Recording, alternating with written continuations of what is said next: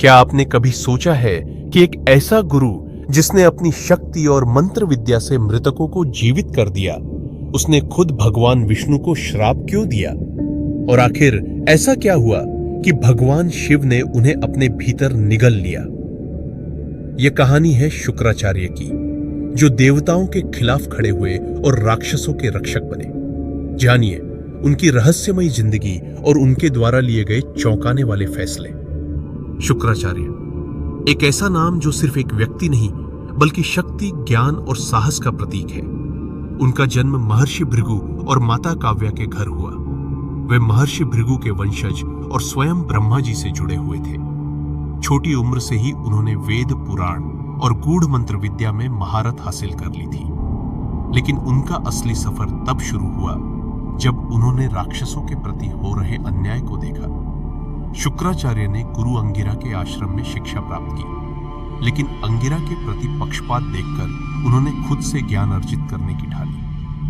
देवताओं के गुरुकुल में अन्याय से व्यथित होकर शुक्राचार्य ने राक्षसों का साथ देने का निर्णय लिया। उन्होंने अपनी पूरी शक्ति, मंत्र विद्या और तपस्या का उपयोग राक्षसों को सशक्त बनाने में किया। यहीं से वे दैत्यों के गुरु कहलाए।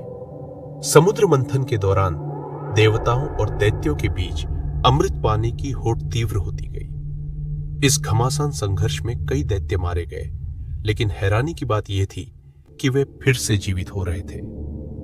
इसके पीछे एक ही कारण था, शुक्राचार्य, जो अपनी गूढ़ मंत्र विद्या से मृत दैत्यों को पुनर्जीवित कर रहे थे।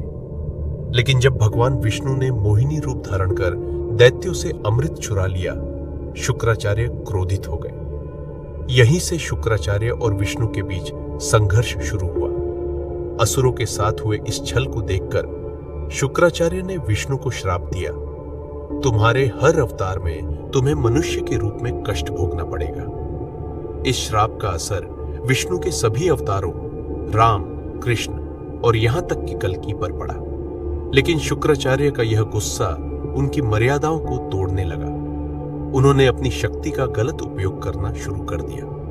तब भगवान शिव ने उन्हें रोकने के लिए एक कठोर निर्णय लिया। भगवान शिव ने शुक्राचार्य को निगल लिया और उन्हें उनके ही पापों का बोध कराया। शुक्राचार्य ने अपनी गलती स्वीकार की और शिव को पिता के रूप में मान लिया। तभी से वे शिवपुत्र कहलाए। शुक्राचार्य की कहानी हमें सिखाती है कि शक्ति का उपयोग हमेशा सही दिशा में होना चाहिए। उनके ज्ञान और तपस्या ने उन्हें अमर बनाया, लेकिन उनका गुस्सा और पक्षपात उनके पतन का कारण बना। वे आज भी हमें याद दिलाते हैं कि ज्ञान और शक्ति के साथ विनम्रता जरूरी है। तो यह थी शुक्राचार्य की अनसुनी कहानी। क्या आप मानते हैं कि वे सही थे या गलत? कमेंट में अपनी राय जरूर बताएं और ऐसी ही कहानियों के लिए चैनल को सब्सक्राइब करें। अगर आपको यह कहानी पसंद आई हो तो वीडियो को लाइक करें और अपने दोस्तों के साथ शेयर करें। ऐसी और कहानियों के लिए बेल आइकन दबाएं।